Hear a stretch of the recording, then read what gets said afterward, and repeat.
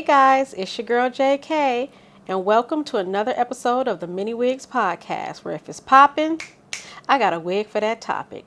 We are still on location, and we are in the beautiful Beverly Hills.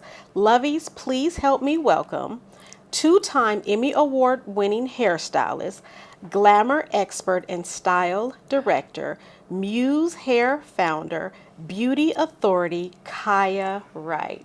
Hello, beautiful. Nice to meet you guys, all of you. I'm really good. Okay, so beauty authority, what does that mean? It's so interesting. I've been in the industry for literally over about 3 decades. Wow. Okay. And, you know, I come from a different generation of being a beauty professional. You know what I mean? Like I learned from the best. I started grassroots, learning how to start at the shampoo bowl all the way to, the celebrity style. Mm-hmm. So just learning all facets of the business, from being a stylist to cutting, styling, educating, sharing community culture, trendsetter, all of it. I would consider myself a beauty authority. And guess what? I'm still relevant. 30 years later. Yes. And so I would consider myself a beauty authority. Nice. Yeah. So we're getting a new product from you and also a book. Yes. So tell us about that. What inspired the product in the book? Well, the book actually the product came first. I started out with a hairspray, which was my last look hairspray, because I felt like every woman goes for that last look. And I know that, people love styling products. Everybody always wants to know, well, how do I maintain this look? What do I do next? And how do I da-da-da? I was like, you know what? I think a good hairspray would be a good first product. So I started in probably like 2007 with a hairspray first. But then I became so, I had a really great career here coming up in like the late, early 2000s. I had come here probably mid 2000s, like maybe like 2012 through like 18. It was like booming, just winning Emmys and, the whole bit. And I was just like, you know what do I need? I need something, a part of history, something tangible. And that's what inspired me to do the hairspray. Then from there, I was like, you know what? I had a little bit more time, because that's the key. It's really hard to do products when you're on the road and you're with celebrities. So then I was like, you know what? I'm an educator at heart. You know what I mean? I still love it. I love teaching. I'm like, I can't take this stuff with me. I'm not here to build a clientele for the rest of my life. I just want to inspire other stylists. That's what I want to do. I want to have an agency. So then I was like, well, I can't do all that. I'm going to just start with a book. And so during COVID, we wrote the book up at like one of those social clubs, like Soho House, the H Club. And we met there like literally like once a week. And she like recorded my whole life. And it's interesting, when I got with Penguin and Bimbella, were my publishers, they like rearranged that whole book, and it's wrapped around my life, and it's stories about, being bankrupt, like not bankrupt, but like getting a tax lien because I wasn't on my taxes. Yeah. It's so many things that beauty professionals don't know. Like, we know how to get to the bag, but do we know how to maintain the bag? Right. And longevity of a career. And that was something that I needed to share with other stylists. Like, I think it's important. They don't, like, all this glamour. It's like, okay, but when you talking 20 years later, now what? You still doing what you love, hopefully. Or maybe you might move on, but if this is really what it's about, then you really need to have your foundation and really understand the business of beauty. Right. So I was a little long-winded, sorry. But Oh, that's okay. That's okay. We love it. So where can we find the products and the book? So the products are not out yet. I've started with a hairspray. Actually, they are out. What am I talking about? I have wigs, I have pins, I have hairspray. I guess I'm expanding the line, but we'll get to that later. I currently have KiyahWright.com, which tells you a little bit about me, and then I have MuzeHair.com, and that's Muse, M-U-Z-E, hair, one word. And MuzeHair Beauty on Instagram. So Instagram has really been very favorable to me and my business since I started with the wig line in 2017. So the wigs, I like officially started, was like, you know what, I'm done with these vendors. I'm gonna get my own wigs, and I wanted to have affordable luxury. So nothing is over like $1,300. You know what I mean? I just added a new line. It's a little bit more upscale, so it's going to be like $1,700. Yeah. But everything's under $2,000. Yeah. And I think that, I know for some that's a lot, but when you think about quality and my goal is to make sure that I get all of the key ingredients in one wig. Right. And that's the thing. Like, you'll get a good wig, but it tangles. You'll get a good wig, but the fit is wrong. You'll get a good wig, but it's too thin. You'll get a good wig. So that's my goal, is to make them be a little bit more customized. You know what I mean? But it's like affordable luxury. Yeah. It's kind of like that, you know? So, yeah. So you are from D.C.? Yep. Were you born and raised there? I am from Washington, D.C. originally, by way of New York, and then I moved here. Okay. So how long were you in New York? I was in New York, I would say, about 8 years. And then September 11th happened. I probably would have never left New York. Is that what brought you to Los Angeles? And that's what brought me to L.A. And for me, I think that was a big blessing. Coming to L.A. and having that happen was probably like a blessing for me, because New York, I just think that L.A., we get a different flair. We just get a different flair, a different level of publicity, PR, the whole bit, than New York. I don't know what it is. It's some great stylists there. I mean, it's cutting edge, it's trending, it's the whole thing. But California and stylists, I think, it was good to me, good for my career. So what do you like most about Los Angeles? I feel inspired here, in a different kind of way. I don't feel like it's too one texture. I need more than just a bunch of black hair, clients. I need diversity. I need to learn, to grow. Like, I'll go over to some of my white stylists because they just knew a little bit more about color than I have, in the past, and I would go over and just learn a little bit about some science and color and, just some cutting techniques, and I'm about learning. I don't believe like you should stop growing and learning, because then your hand looks dated. You got an old school hand. Some people's hand is just old. Yeah. And I'm always one of those stylists that's always about learning and just educating myself. So I hope I got to the question. Yeah, you did. So what do you miss most about DC? DC is a little bit more hospitable, I would say. Okay. You know what I mean? Like it's still like a southern state, almost like a northern southern state. So, the people are just kinder. And I still think that we always had the fly girls in DC. I don't know about that so much, but I love the fact that my family is there. I can see people that I'm familiar with. And, it's a gentrified city, so I'm proud of DC. It's a good place, Okay. If you can describe your style in 3 words, what would that be? My style is I think it's kind of like classic beauty. Like, I I'm all about hair.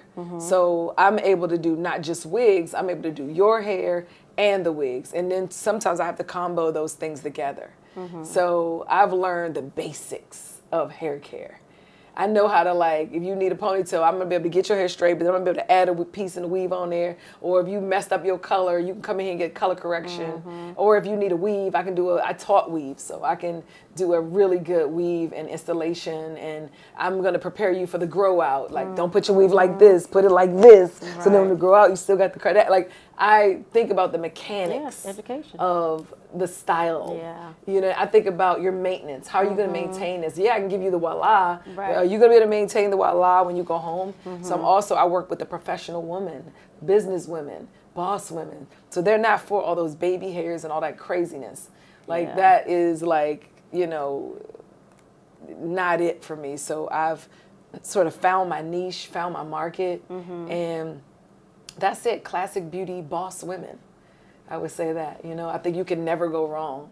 Of course I can do, editorial and fashion. I worked on Top Model for, 12 years with Tyra, from season 7 to 24. I was with her off and on the whole time. So I learned a lot about editorial and fashion and things like that really helped inspire my career, because I could have never learned it if I just stayed in the salon the whole time. I only learned it because I ventured out and I was open to learn and grow and just, see myself in a different space. Nice. So you've worked with a number of celebrities. Yes. So is there anyone that you have not worked with yet that you would like to? Oh boy, yes, there are a few people. I think now I do a lot more actresses than I do, because before I was doing a lot of like singers. So I at one point I wanted to do Lizzo. I really thought she was cool. I still love Rihanna. So I could get with Rihanna. If she make a little comeback, I got you, Rihanna. Yeah. And not to, take away from any, as a matter of fact, I like to be the B stylist. The B stylist? The B and the C now. Okay. Yeah, I don't need to be the primary anymore. But wait, let me finish telling you who I like. Let me see. Who else do I want to do? I think really more than like who I want to do, I think I wouldn't mind doing a feature film, a period piece. Okay. I think that is more of an aspiration, because I've done literally like so many celebrities. At this point, it's like kind of no different to me, just a personality that I'd love to work with. I wanted to work with Kelly Rowland. I worked with her recently. You know what I mean? Like, she was somebody that I just, nobody, nothing like over the top like that. I think it's more about like doing a big movie, like a period piece. Okay. That would be pretty fun. Okay. Now, the B and C stylist. The Why? B and C stylist. Because at this point in my career, I have evolved past building a clientele in any way. In any way. I am at a different place where I love working on hair. Like, I just still love it. Like, you know what I mean? Like, my clients will tell you, like, Kai, it's nobody like you. Because I really do care about the details. I care about the details. I care about, like, shampooing you, giving you a shampoo.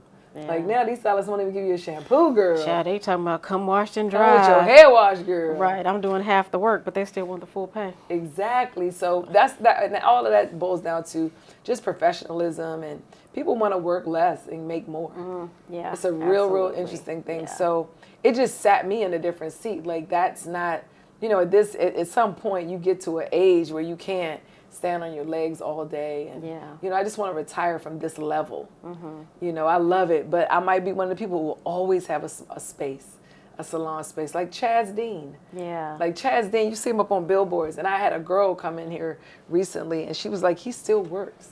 I was like, really? He's still working, and he a millionaire. So I'm like, okay. I can still come in maybe a day or two, but I'm not like trying to build like a huge like celebrity clientele or a salon clientele, because I still love both. I love them both, but it's just, I'm just really pivoting and transitioning in my business and my goals. Yeah. That's really You've worked with Jennifer Hudson? Jennifer Hudson, Tyra Banks, Kerry Washington, Zendaya, Gabrielle Union was my girl. Sierra, of course, forever. Tyra Banks, Anjua, Nicole.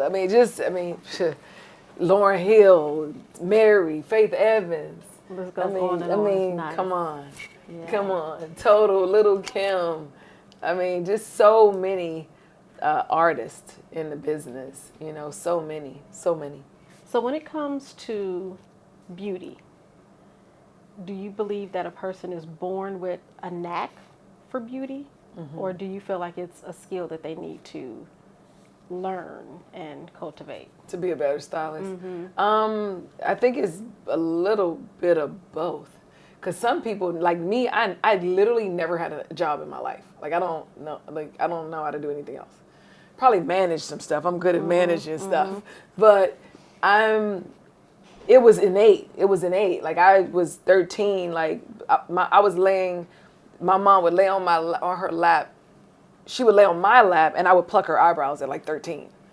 So it was always in my blood. I've never had another job. I was 14. I got a car at 17, graduated from high school, And I was like, I got to go find work. And I went to work at the salon. And I was like, I got to make $2,000 a week. Then after that, I was like, I make it Thursday. And I'm like 17, 18. And I was like, I want to do all the drug dealer girlfriends' hair. And then I want to do this. And I want to do that. And I met Puff. And I was like, okay, I want to move to New York.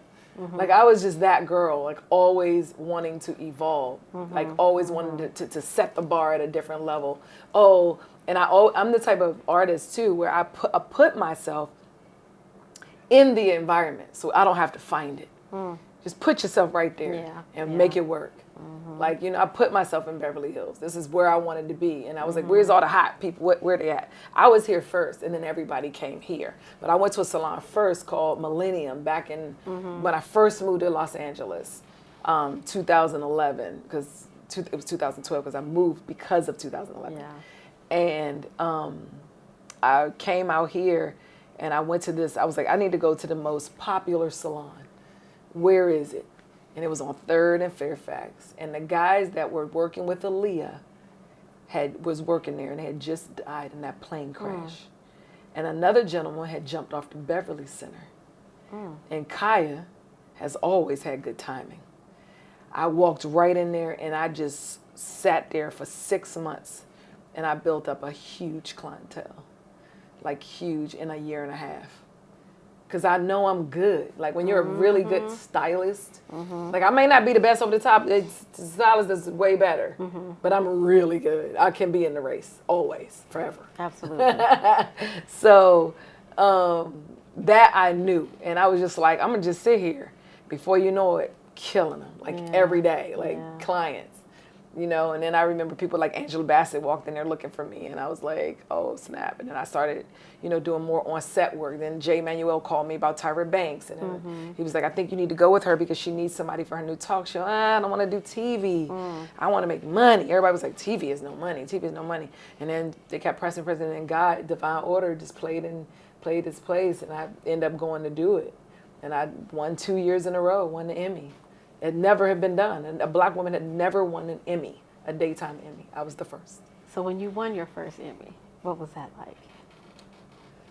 I'm learning now to be a lot more grateful because I'm the type of person, I'm always on to what's next. Like, I don't even remember talking about it. The day I went, I called my sister. I was like, oh, you're going to come with me to this thing? They invited me to this thing. I got nominated. Come with me. And then I was there, and then we get to the thing. I probably got me a little outfit, nothing even over the top. It was like a little sundress because it's like a dinner. It was. They don't show this ceremony on camera.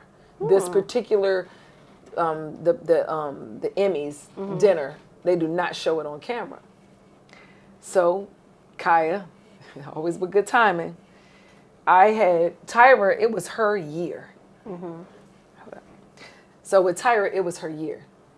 And she was hosting everything. I think she was hosting the daytime Emmys.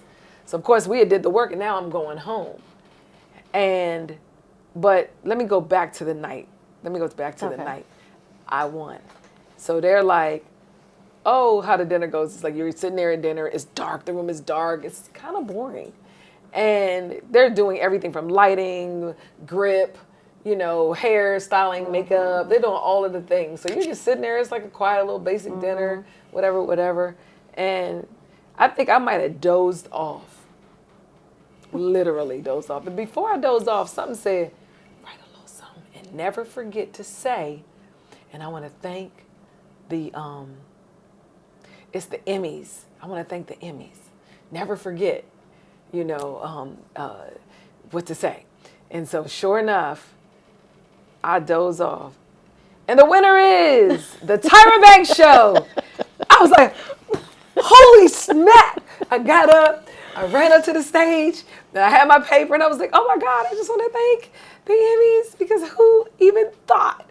And, I just went through the whole thing or whatever. And the crazy thing is, it is something that I aspired to dream. I remember Anita Baker and Madonna just saying, I want to thank my hair and makeup for making me look so beautiful. And I was like, oh, my God, I want to be thanked on a stage as a hairstylist. Like, oh, my God, because you think a hairstylist is like your hobby. So I never thought as a child growing up that hairstyling could be a career, a real occupation, $1 million business. Yeah. I didn't know that at the time. I just wanted to be it, but I didn't know it.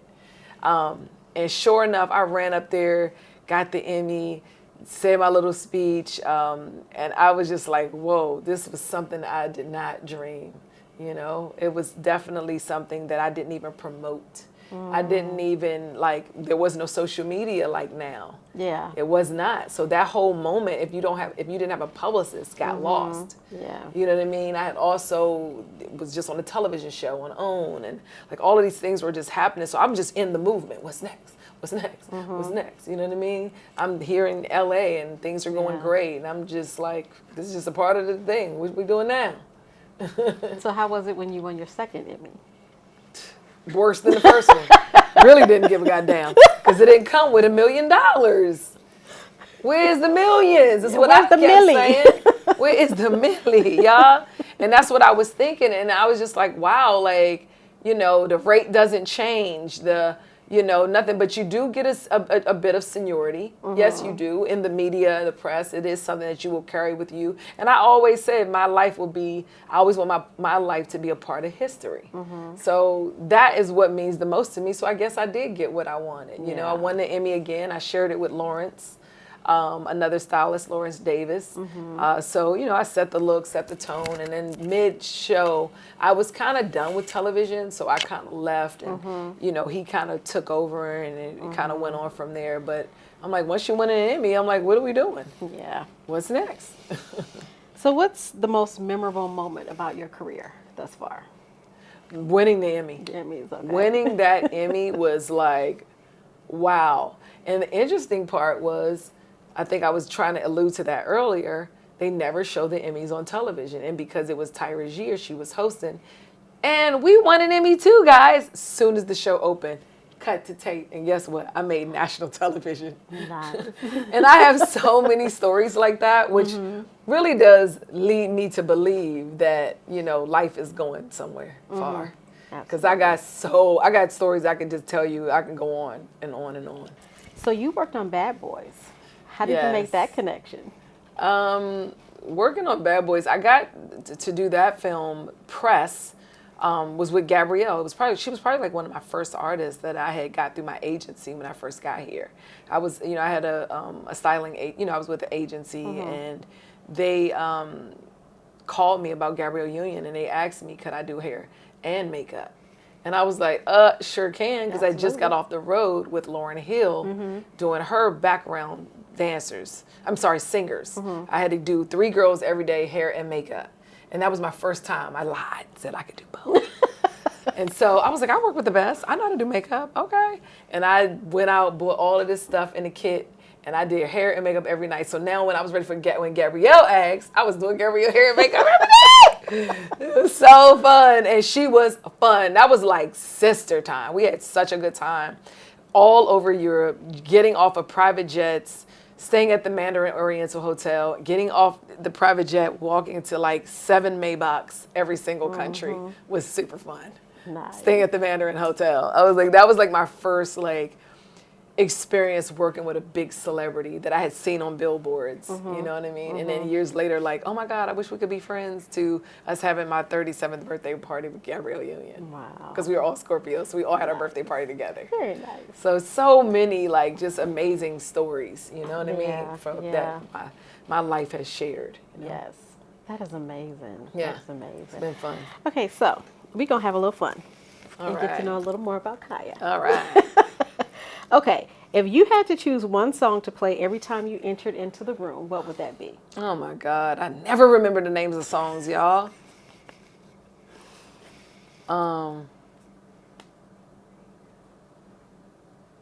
If I had to walk into what kind of room? Any room, every room. God did it. Okay. Won't you do it? God did it. That daggone DJ Khaled song. God did it. Yeah. I'm imagining I'm walking into big doors, big rooms. So right. I'm gonna say that. Absolutely. Okay, who in your life do you look up to the most? Ooh. Who I probably look up to in my life? Wow. Probably the married women. And why is that? That came to my mind immediately. And it probably is because it's something that I really admire. When I see, it's not something I ever saw in my household. My mom passed away when I was really young, 14, from aneurysm, so it was a sudden death. And so I didn't really see like marriage and families in my life. So seeing women who maintain family, children, husband, and career, that's the most admirable woman I've ever seen. Nice. So that's the first thing that comes to mind. Okay. Yeah. Let's see. What's something that you would like to learn more about?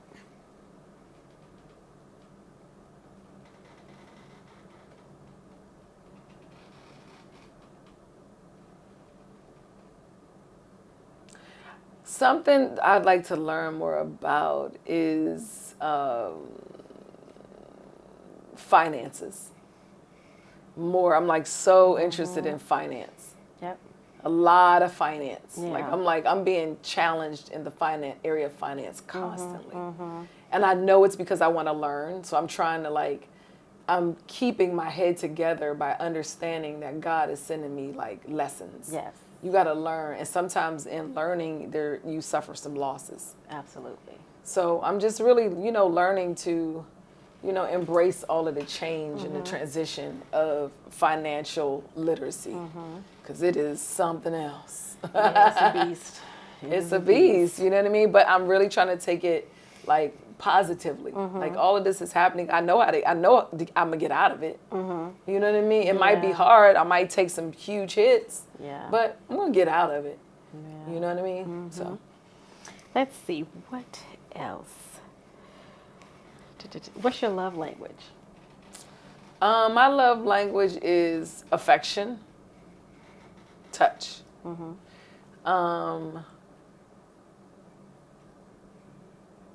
Communication. Let's talk about it.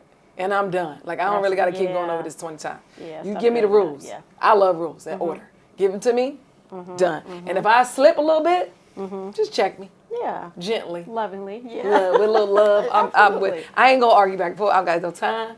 But just give me a gentle tug. I'm good. Do you have any phobias? Yes. Elevators, tight spaces, small things. Can't do it. Drive you crazy? Yeah. Elevators. But I get on every day. I challenge myself every day. I get on the elevator. Every single day. So working through it. But yeah, got to work through it. But small rooms, locking doors in bathrooms, things like that. Okay. Let's see. What's your favorite place to be?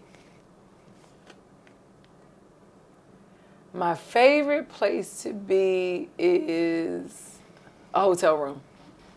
I love a good hotel room. I don't know what that is. Okay. Probably gonna spend so much time on the road.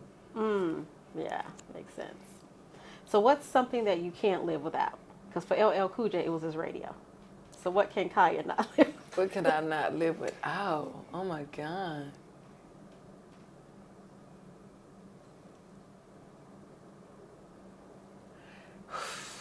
What can I not live without? What is it like? Like, give me some examples of what people say, can they not, I know you say LL the radio, but in real life,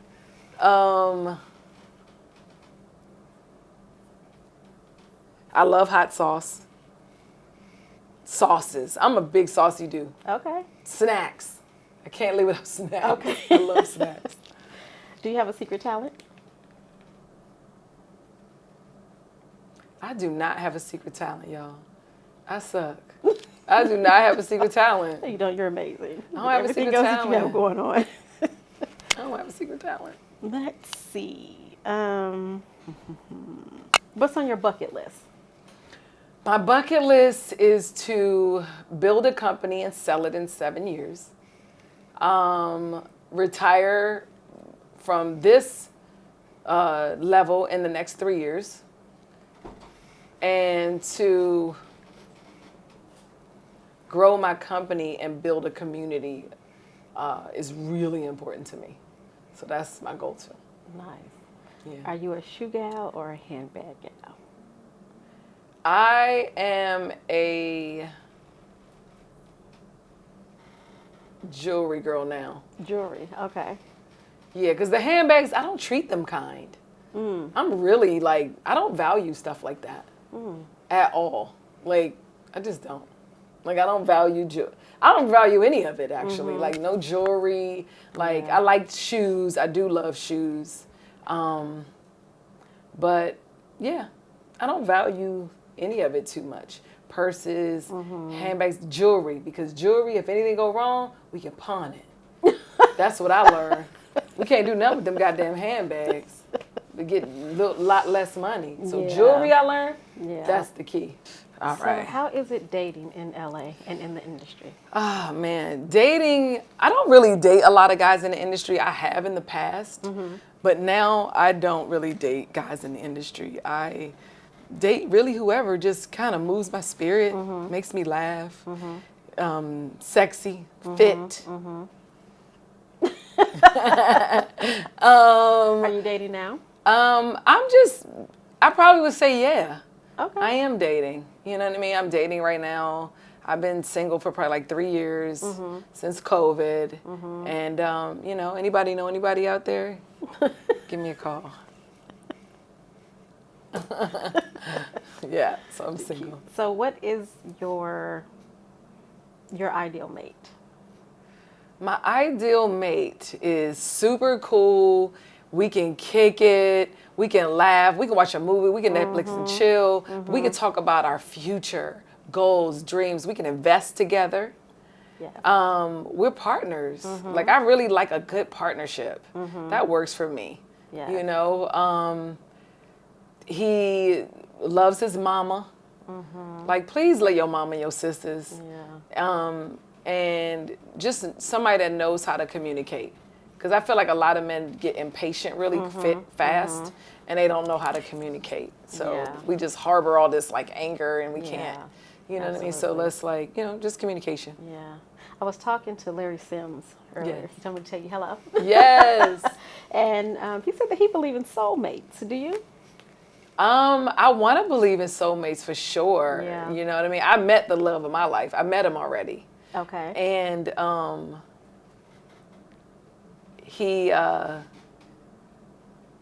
it's funny because I'll block him and he'll somehow find me. He finds me every time. He just found me again recently. So I'm like, dude, what are we doing? And so he's like, let's just do it. And I'm like, okay, fine. Yeah. Let's just do it. Like, let's not even worry anymore. Let's just do it. It's been 20 years. Let's go. So are you doing it with your soulmate now? I mean, I'm still a very traditional girl. If you don't come after me, I probably won't move. Okay. I'm not very, like, Debo-y with it. Like, some women, they just, like, go after it. I'm not like that. Like, I feel like, I'm a woman. Come after me. Like, let me, because I'm going to go all out. Once I'm in, let's do it. But I'm like, you got to do a little bit of work. Like, come on. Like, show me you going to, you know what I mean? And he's just, he's that type of guy. He's coming, but he's European. He's British. He's all the way overseas, you know. But, you know, it's definitely, I'm like, now I'm at that point where once I get my brand off the road and going, I can live anywhere. So you would move overseas? Done. With him? Oh. I would, no. I love America. I love America. Okay. Like, I'm one of those people, please don't talk about America because I love this place. Them fight words. I love it. I don't care about any of it. I don't care about anything from the past. I care about everything forward. And let's just move forward and create some good history here today. So I would keep my place here, and then we could kind of be bi-coastal. Okay. I'm not mad at Spain. I'm not mad at it. In London. Nice. Yeah. Very nice. Well, this has been such a pleasure. Thank you. Thank you for having us in this beautiful shop. So how long have you been in this location? So I've been in this Beverly Hills location for probably like a month and a half. I moved. I was in another suite, and then I came over to this suite. So we're still a little bit in the making, but this is it. Beautiful. This is beautiful. Yes. Well, I have a gift for you. Okay.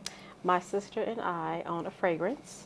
Awesome. We have an essential perfume called La Elegance, and she has hints of vanilla, white peony, and then we also have an essential oil called Otis, which stands for On to Infinite Success, and he has hints of musk, amber, and sandalwood. I love musk. I hope I like this.